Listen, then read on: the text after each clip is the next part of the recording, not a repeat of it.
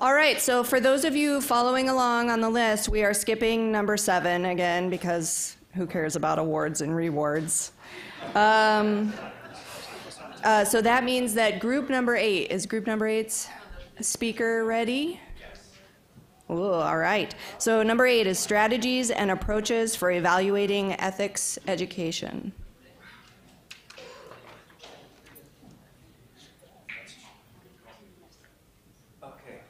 So I did not want to do this.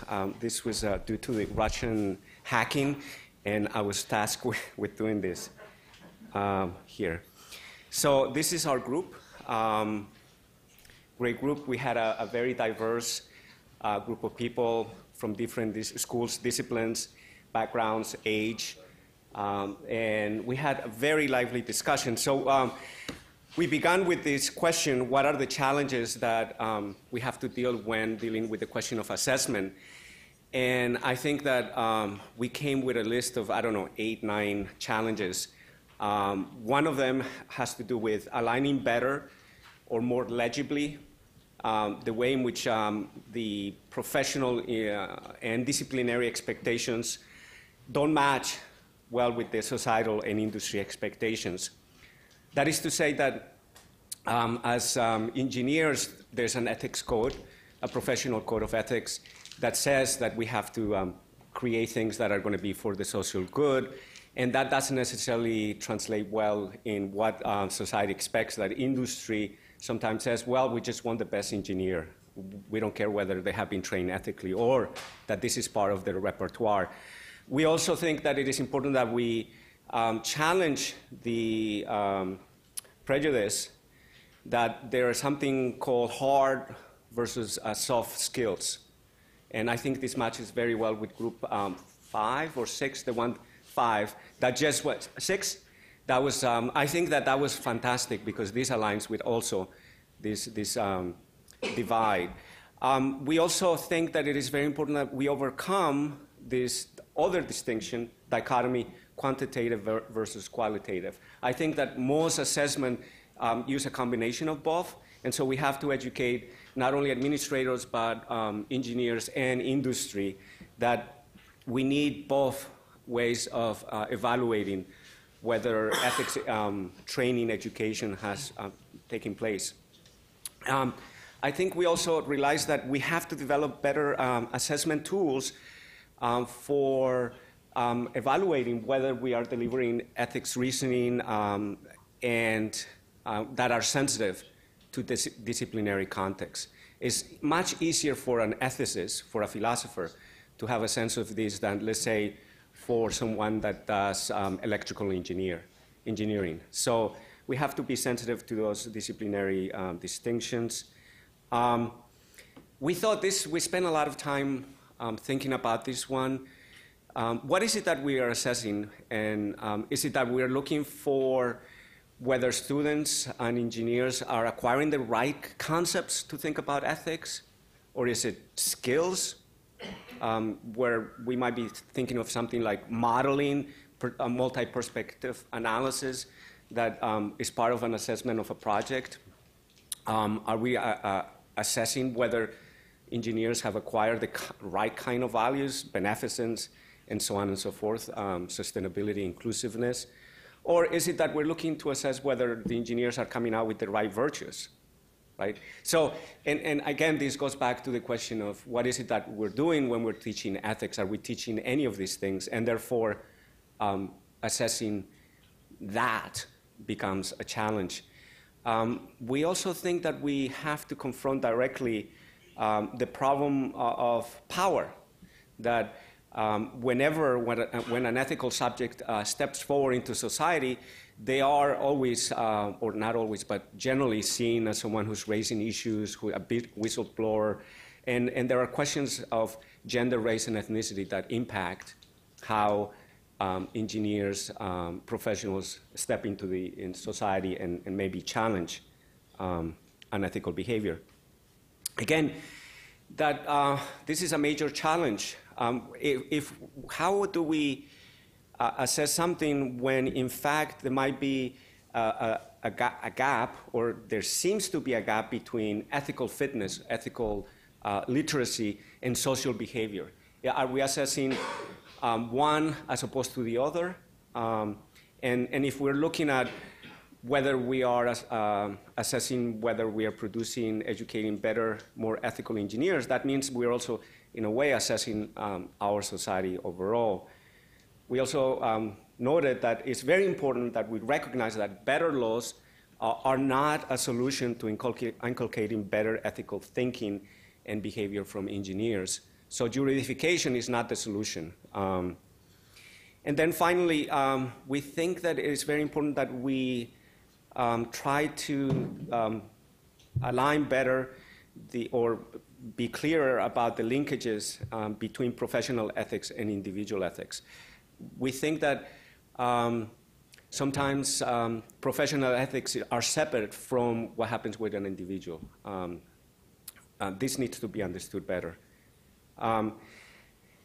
The second question had to do with what are 3 promising approaches, strategies that might help us deal with the question of assessment.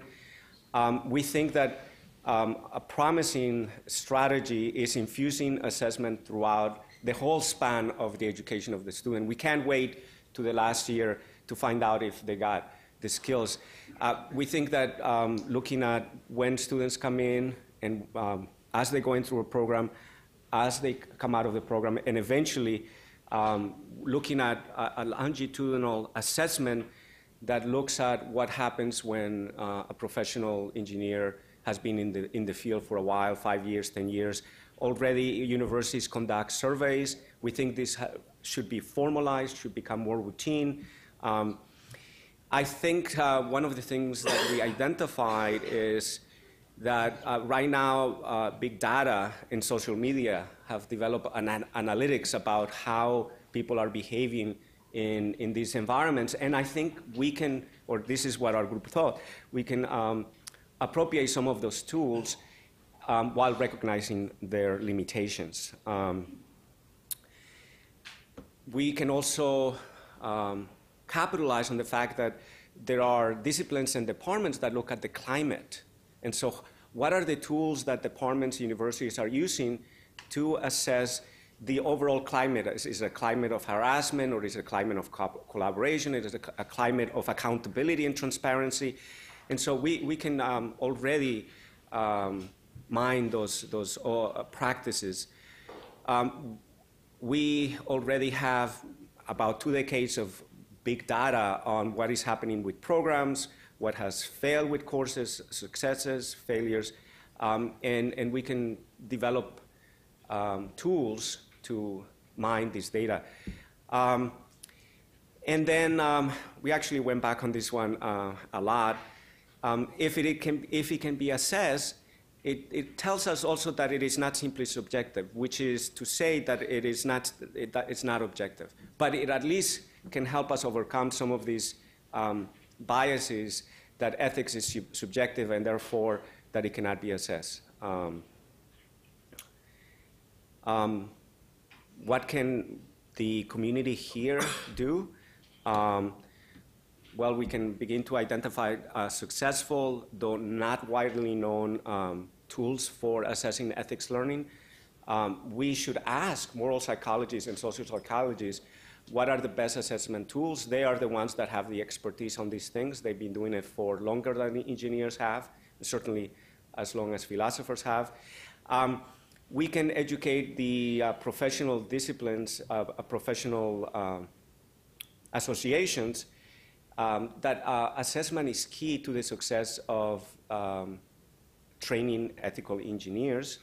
And then what can the broader society do, the broader engineering community do to meet these challenges? I think that one key one that came out was that industry can signal back to professionals and programs that so-called soft skills ethics training is actually important. An example here, we have present among us someone from Lockheed Martin, Lauren Schultz, who is an ethics analyst. And she's a public face of the ethics dimension, a public ethical face of Lockheed Martin, and that's very important.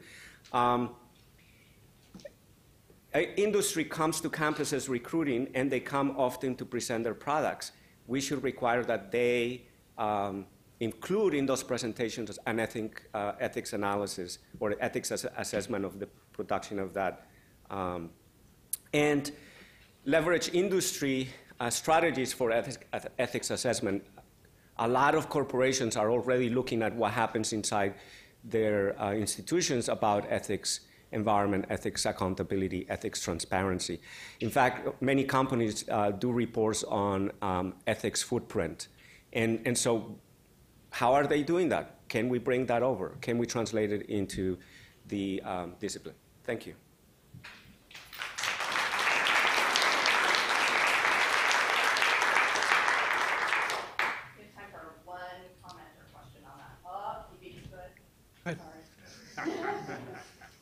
This is just a quick comment, particularly on that last one. Some of my interactions with industry ethicists and legal and compliance officers would suggest that they're also looking for help with assessment in their own industries. And I think something we bring as engineering educators, those of us who've got some training, or others who are even outside of engineering, training and assessment, we can partner and do it better in both places. Great, yeah. I was just going to say your slide where you talked about, is ethics concepts, is it skills, is it values, is it virtues? Of course, the answer is yes. It's all of the above. I like to put it more in terms of the three kinds of knowledge that Aristotle identified 2,500 years ago. You've got episteme, which is theoretical knowledge. You've got techne, which is practical knowledge or technical rationality, I've called it. You've got phronesis then, which is context-sensitive ability to make decisions, given the situation as opposed to all that. And of course, again, our training and our teaching is heavily geared towards the first two, theoretical knowledge and technical rationality, step-by-step procedures.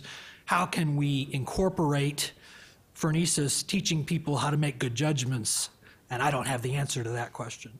That's a challenge for us. Well, I can't shush Larry Schumann, but we'll keep it short. I just have a small technical or small comment relative to language. They're professional skills. They're not soft skills. Engineering skills. Engineering. That's skills. your definition. And the other thing is, I think it's interesting what you said about big data, but I'm really puzzled that the data is actually there in any type of format, that one could develop models over the last 10 or 20 years. So the cynic in me says, great idea, but I'm very skeptical. Maybe if we laid, what we need to do now is to begin to start collecting the data, and certainly something that would be valuable would be to put out a basic, simple format that you could start collecting data across universities.